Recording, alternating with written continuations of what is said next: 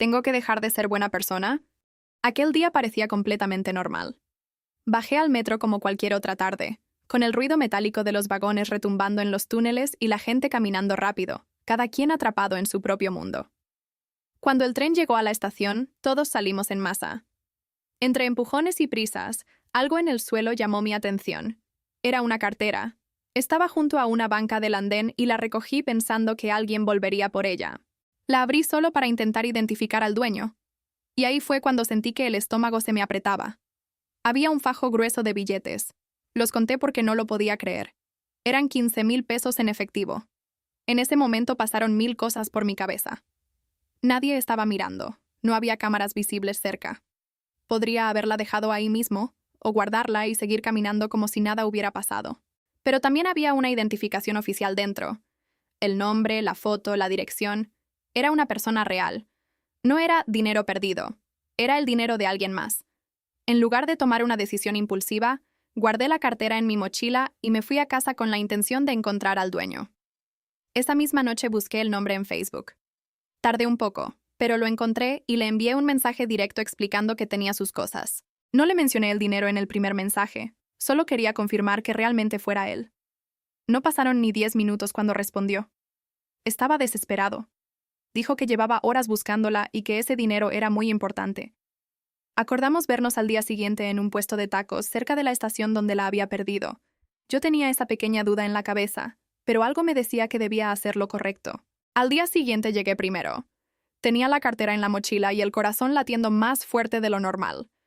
No sabía por qué estaba tan nervioso. Tal vez por la cantidad de dinero. Tal vez porque no conocía a esa persona.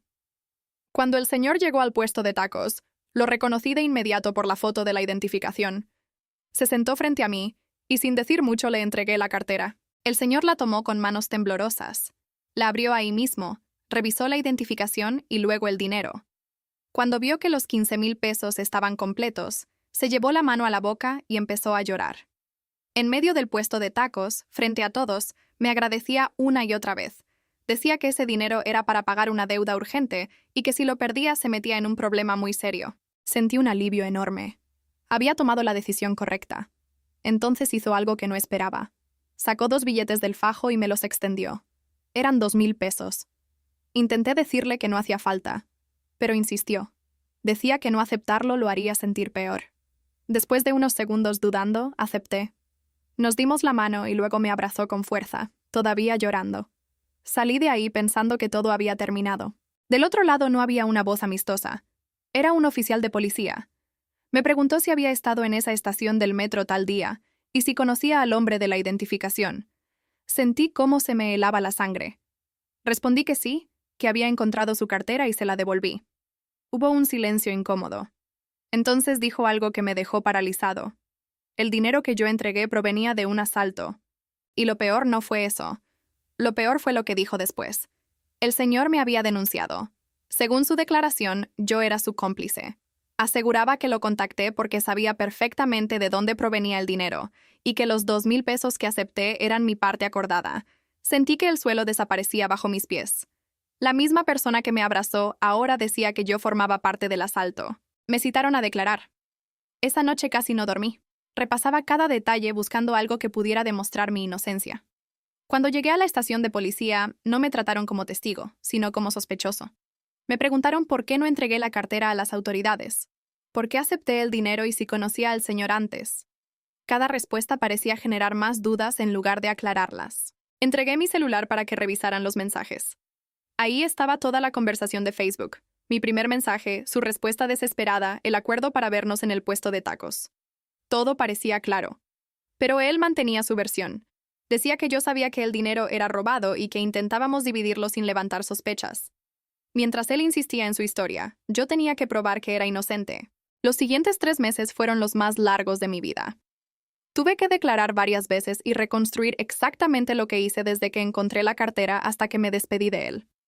Revisaron cámaras del metro, del puesto de tacos, registros de llamadas y mensajes. Cada vez que sonaba mi teléfono sentía un golpe en el pecho. Vivía con el miedo constante de que decidieran que yo también era parte del asalto. En mi trabajo empezaron a notar que algo no estaba bien. No podía concentrarme, dormía mal y vivía con ansiedad constante. Lo peor no era la investigación, era la traición. Con el tiempo supe que el asalto había sido cometido por él mismo. Había denunciado el robo para cobrar un seguro, y cuando rastrearon el dinero hasta su nombre, necesitaba un culpable alternativo. Yo era perfecto para eso. En su versión todo encajaba. Yo había tenido el dinero, yo lo contacté y yo acepté 2,000 pesos. Pero la evidencia contaba otra historia.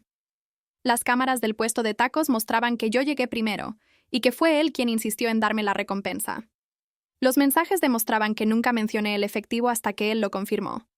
Poco a poco, su declaración empezó a desmoronarse frente a los investigadores, hasta que finalmente, 3 meses después, me llamaron para decirme que quedaba libre de toda sospecha. El caso contra mí se cerraba. Sentí un alivio enorme, pero no fue felicidad. Durante semanas viví con la posibilidad real de enfrentar consecuencias por hacer lo correcto. Desde ese día entendí algo. Devolver una cartera puede parecer un acto simple, pero a veces puede cambiar tu vida para siempre. Pensé que todo terminaría con ese cierre oficial del caso, pero no fue así. Durante semanas miraba sobre mi hombro al caminar por la calle.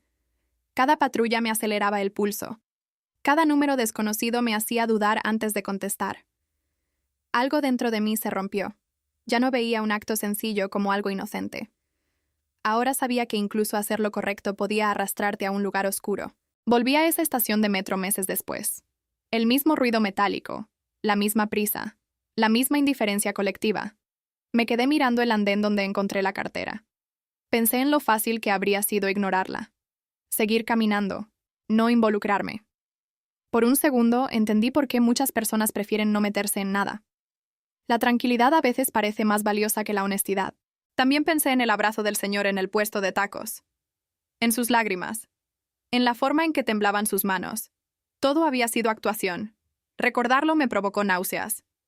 No solo intentó culparme, también manipuló mi empatía. Me usó como pieza en su mentira. Esa fue la herida más profunda. No el miedo a la cárcel, sino descubrir lo fácil que alguien puede traicionar. Desde entonces desconfío más, aunque no quiero convertirme en alguien frío.